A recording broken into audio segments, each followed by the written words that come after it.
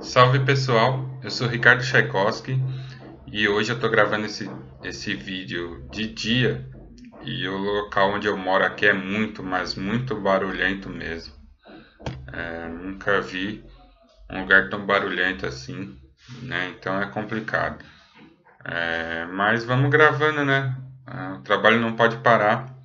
Queria conversar com vocês que ontem no Facebook eu fui convidado a curtir uma página chamada Babylon Ethereum Studios, né?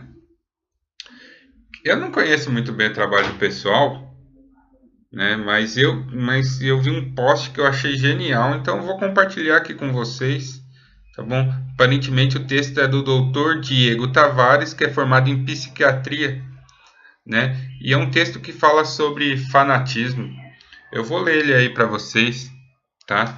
É o seguinte: o controle dos impulsos, também chamado de motivação, vontade ou volição, é uma das funções cerebrais mais importantes, pois define a capacidade de tomada de decisões, de iniciar uma tarefa, de escolher e de flexibilizar, mudar de ideia, ser maleável, aceitar a opinião do outro, saber fazer várias coisas, sem se fixar obstinadamente numa ideia ou estímulo. Tudo isso estava entre parênteses, tá? As doenças afetivas, entre parênteses, depressão e a bipolaridade, são sempre doenças do humor, da energia, do impulso e do pensamento. É esperado que em qualquer grau de depressão, entre parênteses, cérebro desligado, a pessoa perca impulso e em qualquer grau de estado maníaco, entre parênteses, cérebro ativado, a pessoa aumente a impulsividade à vontade, ou seja, seus desejos e verdades. Muitas vezes pensamos na doença psiquiátrica como algo distante de nós, naquele doente internado no manicômio ou sanatório e totalmente fora da realidade. A verdade é que as doenças no cérebro ocorrem sempre num contínuo. Seria muito leviano esperar que desregulações do sistema nervoso fossem 8 ou 80. Tem ou não tem doença.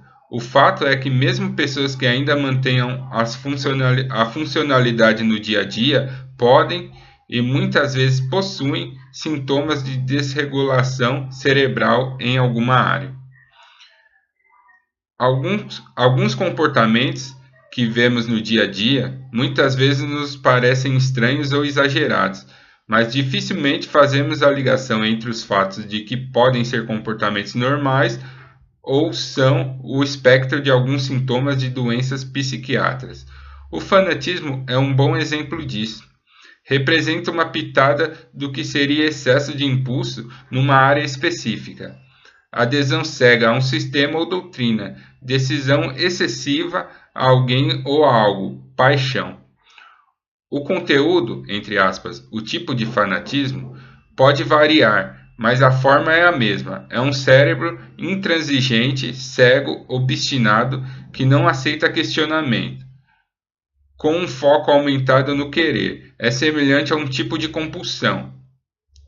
Em alguns casos, entre aspas, o querer demais é tão intenso que sai da realidade. Entre parênteses, delírios, crença falsa. E a pessoa pode extrapolar os princípios da realidade conhecida e passar a obedecer regras que não seguem a razão, mas sim um delírio instalado. A conduta da pessoa fanática é marcada pelo radicalismo e por absoluta intolerância para com todos os que não compartilhem suas predileções. Tem uma visão de mundo unilateral, rígida, cultivando a dicotomia bem e mal, onde o mal reside naquilo e naqueles que contrariam seu modo de pensar, levando a adotar condutas irracionais e agressivas, que podem, inclusive, chegar a extremos perigosos, como o uso da violência para impor seu ponto de vista. Exemplos de tipo de fanatismo. Fanatismo religioso. Pessoas cegas, viciadas em dogmas e crenças religiosas, não aceitam opiniões contrárias, querem mostrar a todos que estão certos e levar a elas a salvação. entre parênteses, que está, segundo eles, apenas em sua religião. Fanatismo político. São pessoas excessivamente apegadas a um determinado grupo ou linha política. Brigam e até matam por política. Defendem suas ideias mesmo com provas contrárias. Se apegam a líderes e colegas de partido de uma maneira intensa e dogmática. Seguem mais a ideologia do que a razão.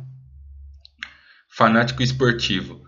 Dedicação excessiva a um time a ponto de estreitar suas atividades e agir de maneira a ficar violento quando o time de devoção sofre derrota ou quando o fanático esportivo se vê provocado por rivais.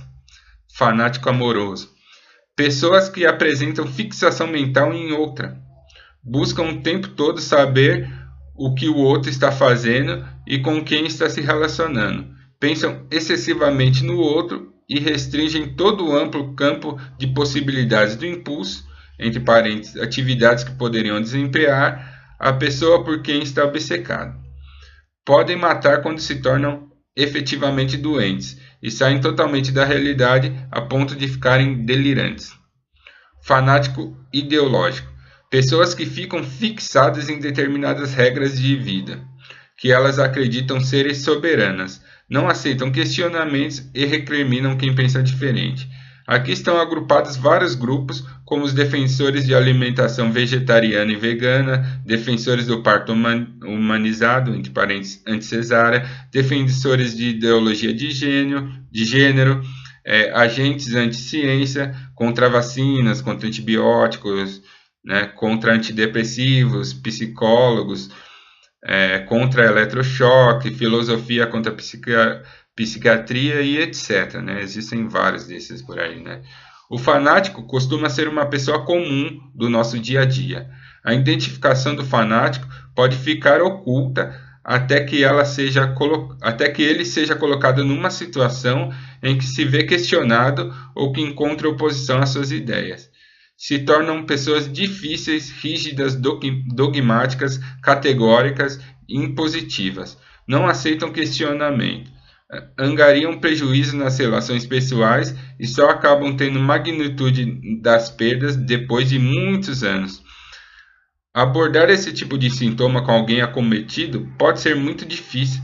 Os familiares e amigos precisam ter cautela ao exporem o problema e o cuidado com o preconceito ainda corrente sobre doenças e sintomas psiquiátricos.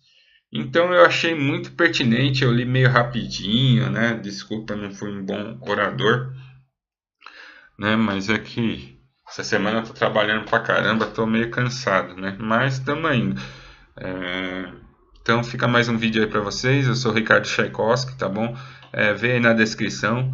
Tem meus livros, eu vou colocar o link aí também pro Babylon e Therion, né? Desculpa, Therion. É que quando eu não estudava sozinho, eu pronunciava de outro jeito, né? Então ainda me confundo.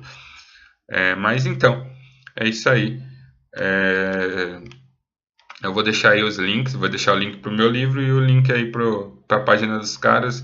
Não que eu esteja endossando o trabalho dos caras, porque eu nem conheço. Mas como eu achei bacana esse texto, eu acho que vale a pena vocês ir lá e ler na fonte, tá bom? Sou Ricardo Tchaikovsky, força e honra.